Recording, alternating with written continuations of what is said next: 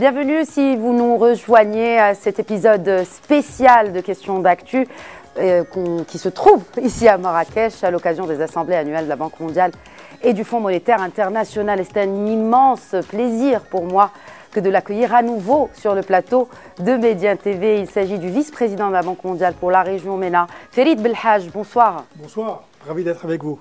Tout le plaisir est pour nous. Vous êtes fait mal pendant le match amical de dimanche. Ce sont des choses qui arrivent. C'est les risques du métier. Voilà. Justement, l'un des sujets aujourd'hui, c'est comment des institutions telles que celles que vous représentez affrontent les risques liés. Nous avons aujourd'hui deux guerres, une au Proche-Orient, la guerre en Ukraine, plus toute l'instabilité mondiale. Comment les institutions de Bretton Woods affrontent ces instabilités pour maintenir le raid au développement? Vous savez, nos institutions se réinventent selon l'environnement dans lequel elles opèrent. Aujourd'hui, il y a effectivement des tensions. Il y a eu Covid, il y a la guerre en Ukraine, il y a ce qui se passe aujourd'hui malheureusement au Moyen-Orient, il y a eu la crise financière et à chaque fois, nos institutions, la Banque mondiale, s'est acclimatée et a essayé de se mettre au diapason des besoins nouveaux qui se créaient et auxquels nous devons répondre. Donc c'est pour ça que nous pensons que cette agilité nous permet d'être toujours non seulement à l'écoute, mais aussi en réponse aux besoins de tous les gens qui nous font confiance. Alors l'une des réponses est celle au séisme. Il y a un mois, presque jour pour jour, cette même région d'Al-Haouz fut secouée, le mot est faible pour décrire cette tragédie du séisme.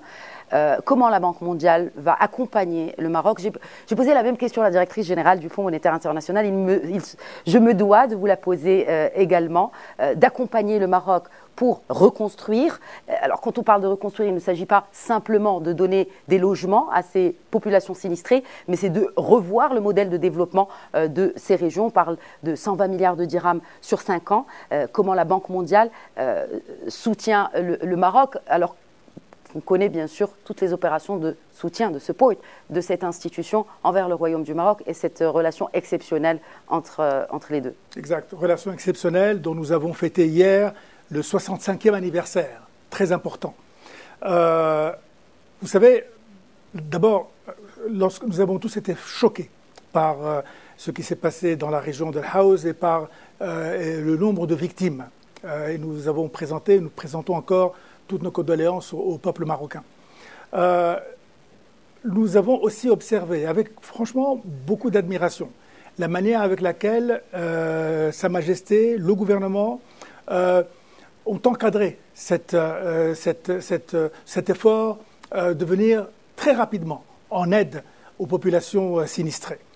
Le fait que le Maroc ait pris son temps par rapport aux assistances possibles étrangères, mais qu'il ait agi aussi vite en termes d'évaluation de ses besoins et ensuite en termes de déblocage des ressources financières nécessaires, non seulement pour l'immédiat, mais aussi sur les 4-5 années qui viennent.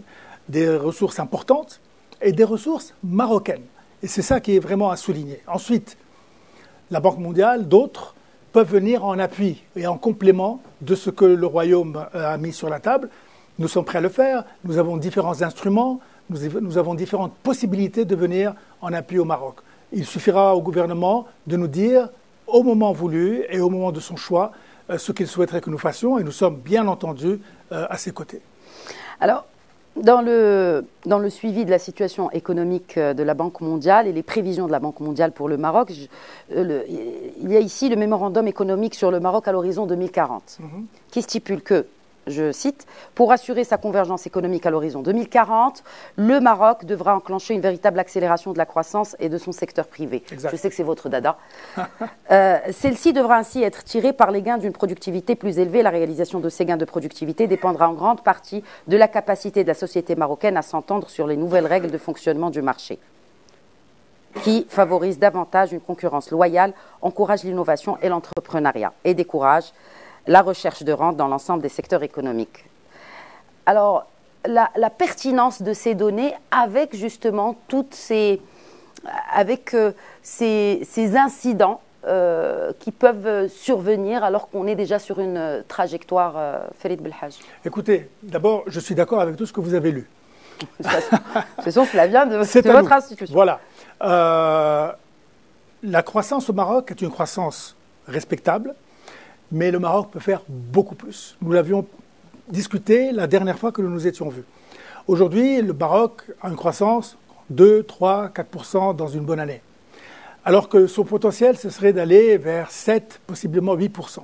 Et donc ce delta entre les 2, 3, 4 et les 7, 8%, pour nous, réside en une augmentation importante de facteurs comme plus de compétition dans l'économie. Facteurs comme un engagement plus fort de la femme dans l'économie. Aujourd'hui, malheureusement, on voit que le rôle de la femme dans l'économie au Maroc est en décélération.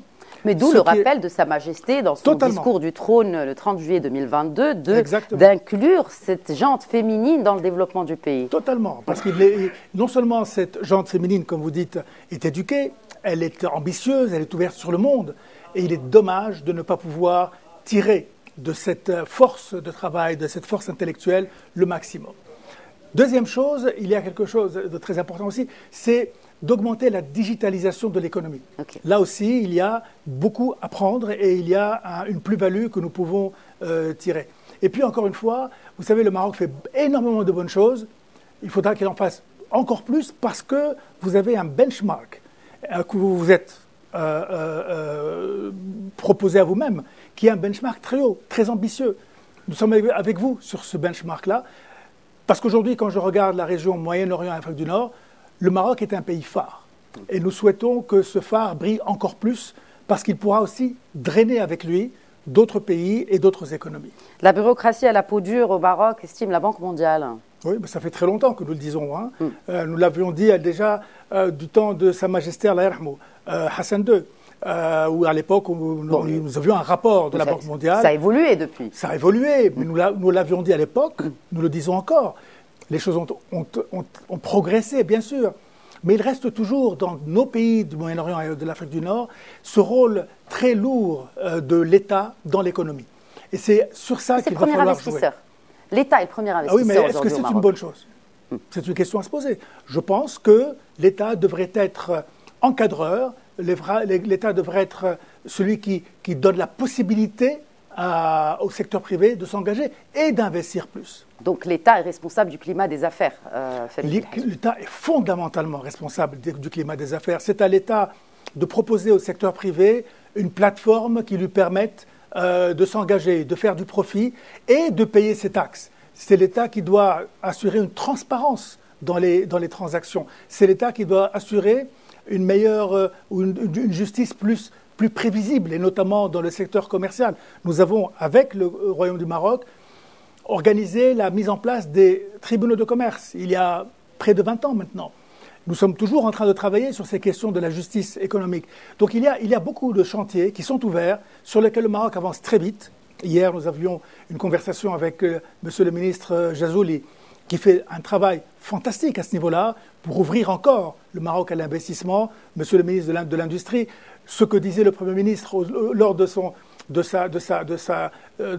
premier discours, lorsqu'il a parlé il a demandé aux entrepreneurs de s'enrichir. Allez-y, enrichissez-vous. Autrement dit, l'État vous ouvrira les portes. Eh bien, il faut que ces portes soient ouvertes encore plus largement, de façon à ce que ces entrepreneurs puissent s'investir et investir plus encore dans le Maroc. On ne peut pas parler de climat des affaires sans évoquer l'indice de Win Business de la Banque mondiale. Est-ce qu'on pourra éventuellement aspirer au retour de cet indice qui est très suivi d'ailleurs par tous les investisseurs, en plus de tous les rapports qui sont fournis et produits par les équipes du groupe Banque mondiale? On a progressé, on est allé vers un autre indice qui reprend peut-être des mesures qui soient encore plus objectives. Et dans les mois qui viennent, il y aura effectivement encore une capacité de mesurer la compétitivité des pays, y inclut bien sûr le Maroc.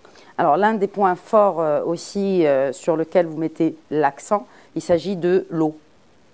Fondamentale. La sécheresse, les sécheresses. Alors en plus des investissements hydrauliques, qui sont d'une importance capitale bien naturellement, il faut des réformes dans le secteur de l'eau et des changements aussi dans le comportement chez les consommateurs. Et par consommateur, on ne parle pas du citoyen lambda, ça peut être l'industriel, l'agriculteur. Bien sûr. Quelles sont les réformes nécessaires justement selon la Banque mondiale? Dernière question, Falid Belhaj. Écoutez, là aussi, c'est un secteur sur lequel nous travaillons depuis très très longtemps. Il y a différentes choses qui doivent être faites. Le Maroc a fait beaucoup, notamment sur une agriculture plus performante et moins consommatrice d'eau, notamment sur un travail sur les barrages depuis très longtemps, et qui était un travail important. Il y a aussi cette possibilité d'aller plus vers les industries de dessalement. Là aussi, je sais que le Maroc travaille beaucoup sur ces questions-là. Donc je pense qu'il y a différentes voies que le Maroc suit. Ce qu'il faut mettre en place très vite, c'est aussi les tarifications de l'eau, qui sont aussi une dimension importante, qui a toujours une dimension, délicate, parce que ça touche au social. Mais dans le même temps, il y a moyen d'avoir une tarification de l'eau plus vraie, tout en permettant aux populations qui pourraient être éventuellement touchées par une tarification de l'eau plus, entre guillemets, vraie, d'avoir des compensations directement et de manière à ce qu'elles puissent absorber ce type de vérité des prix. Il nous reste 1 minute. J'ai dit que c'était la dernière question, mais juste 1 minute sur la transformation des institutions de Bretton Woods. En quelques mots, je sais que c'est un sujet qui est lourd, mais c'est un sujet aussi qui est capital lors de ces assemblées annuelles. Je vous dis ça en 30 secondes. La Banque mondiale à laquelle j'ai adhéré en 1996 n'a plus rien à voir avec la Banque mondiale que nous avons aujourd'hui en 2023. Il y a eu des avancées, il y a eu des transformations, il y a eu des acclimatations, il y a eu des adaptations. Et aujourd'hui, nous sommes dans une situation où il y a des défis qui ne se posaient pas de manière aussi crue à l'époque. La question climatique, par exemple, étant l'une de celles-là, la question des fragilités de certains pays est là aussi. Donc, nous nous sommes adaptés à cela et nous avons besoin de plus de moyens financiers. Et c'est pour ça que nous nous tournons vers les pays membres de façon à avoir plus de flexibilité pour financer justement les pays comme le Maroc et d'autres, de manière à ce qu'on puisse effectivement asseoir des économies dans la région Moyen-Orient et Afrique du Nord, mais aussi à travers le monde, qui soient plus pérennes. Merci beaucoup, Falid Belhaj. C'est moi qui vous remercie. Toujours un plaisir d'échanger avec vous. Pareillement. Voilà, je rappelle donc que vous êtes vice-président pour la Banque mondiale pour la région MENA, Middle East and North Africa, donc Moyen-Orient et Afrique du Nord. Merci à vous de nous avoir suivis. Très bonne suite des programmes.